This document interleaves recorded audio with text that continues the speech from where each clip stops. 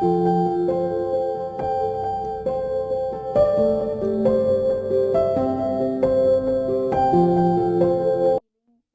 की डॉक्टर अनीला, उनसे बात करते हैं और जानते हैं यहाँ पे वो क्या सर अंजाम दे रही हैं। अस्सलाम वालेकुम। वालेकुम सलाम। कैसी हैं? कैसी हैं आप? अल्लाह का शुक्र। आप सुनाए कैसी हैं? अल्हम्दुलिल्लाह, और यहाँ आके मैं ज़्यादा अच्छा फ़ील कर रही हूँ। अच्छा। अच्छा अनीला, यहाँ पे आपका क्या काम है? आप क्या सर्विसेज यहाँ पे प्रोवाइड करती हैं? बेसिकली मैं यहाँ पर as a consultant clinical psychologist हूँ, हम्म। और मेरी जो फील्ड है उसमें मैंने पेशेंट्स के साथ जो मेरा इंटरेक्शन होता है वो ये होता है थेरेपी से रिलेटेड, हम्म। कि मैंने पेशेंट को किस तरह से गाइडेंस काउंसलिंग हम्म। देनी है ताकि वो अपनी लाइफ में वापस जा सकें, हम्म। और उनको साइको एजुकेट कर सकूँ कि उनकी डिजीज़ है क्या, हम्म। और उस डिजीज़ की वजह से उनकी लाइफ में उनकी मेंटल हेल्थ के ऊपर क्या इफ़ेक्ट्स आए हैं। ज़बरदस्त हो गया। तो यहाँ पे चूँकि हीलिंग रिहैब सेंटर है, तो मोस्टली रिहैब सेंटर का हमारे यहाँ ये फिक्स हो जाता है कि यहाँ पे जितने भी लोग आएंगे वो नशे के आदी होंगे या कोई भी नशा कर चुके होंगे या कुछ भी इस तरह के। तो क्या ऐसे ही पेशेंट होते हैं? जी बिल्कुल, ऐसा होता है हमारे माशरे में, जो ये लोगों का स्टिग्मा बना हुआ है हम्म। या ये सोच बनी हुई है। बेसिकली ऐसा नहीं है।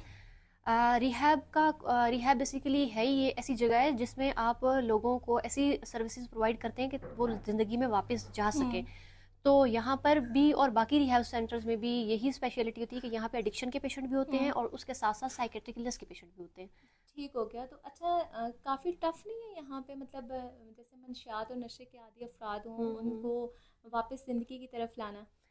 हाँ, मुश्किल होता है, क्योंकि बाज़ औक़ात जहाँ पर पेशेंट खुद विलिंग नहीं होता हम्म। ट्रीटमेंट के लिए, जब फैमिली के थ्रू पेशेंट हमारे पास आता है, तो हम्म। उस वक़्त उसका डिनायल को ब्रेक करना, उसे हम्म। वो सारी चीज़ें रियलाइज़ कराना हम्म।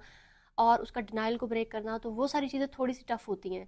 क्योंकि पेशेंट के अंदर ड्रग करने की वजह से इतने ज़्यादा एडिक्टिव बिहेवियर्स हम्म। आ जाते हैं, जिसकी वजह से रिकवरी जो हो रही होती है, वो उसकी रेशो कम हो जाती है। बहुत मुश्किल हाँ, होती है। क्योंकि फिर रिलैप्स रेट हाई हो जाता है। तो वहाँ पे थोड़ी-सी मुश्किल आती है, but with the passage of time जो चीज़ें रियलाइज़ होती हैं, पेशेंट का डिनायल ब्रेक होता है, तो फिर ईज़ी हो जाता है ठीक हो उसको गया। हैंडल तो करना वगैरह। मेथड क्या होता है आपकी काउंसलिंग का? क्या कोई थेरेपीज होती हैं या काउंसलिंग, क्या चीज़ें आप यूज़ करते जी, बेसिकली हमारे पास डिफरेंट थेरेपीज़ होती हैं। पहले तो पेशेंट को साइको एजुकेट करना उसकी हैं? डिज़ीज़ के बारे में कि डिज़ीज़ एक्चुअली है क्या? हम्म। चाहे वो एडिक्शन से रिलेटेड है या साइकियाट्रिक इलनेस से रिलेटेड है। अच्छा, चूँकि पेशेंट होते हैं, मतलब अब नो डाउट कि अगर मैं भी एक एंजाइटी डिप्रेशन से गुजर रही होंगी या मैं एक कोई नशा वगैरह कर रही हूँ, तो मैं हुँ। उस कंडीशन में आपके पास आती हूँ, तो मैं आपकी बात सुनने के लिए विलिंग होंगी। तो आपको उस स्टेज तक कैसे लाना पड़ता है? उससे पहले आप क्या चीज़ें करती हैं? क्या कोई ठीक है।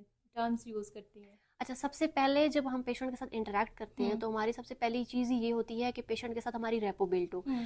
क्योंकि थेरेपी करने के लिए या एक पेशेंट को थेरेप्यूटिकली चीज़ों को रियलाइज़ करने के हाँ। लिए और उसकी मेंटल हेल्थ पे वर्क करने के लिए हम्म। पहले रेपो बिल्ड करना बहुत ज़रूरी होता हम्म। है। तो अगर आपकी क्लाइंट के साथ रेपो अगर बिल्ड हो रही है और आप ट्रस्ट गेन कर लेते हो हम्म। पेशेंट का, तो फिर आपके लिए ईज़ी होगा कि आप कोई भी थेरेप्यूटिकली चीज़ उसके हम्म। प्रॉब्लम से रिलेटेड या उसकी डिस्टर्ब फंक्शनिंग से रिलेटेड आप उसके साथ कर सकते हैं। उसमें डिफरेंट टेक्निक्स को फॉलो किया हम्म। जाता है, उसमें डिफरेंट थेरेपीज़ को फॉलो किया जाता है, सीबीटी की जा सकती है, डीबीटी की जा सकती है।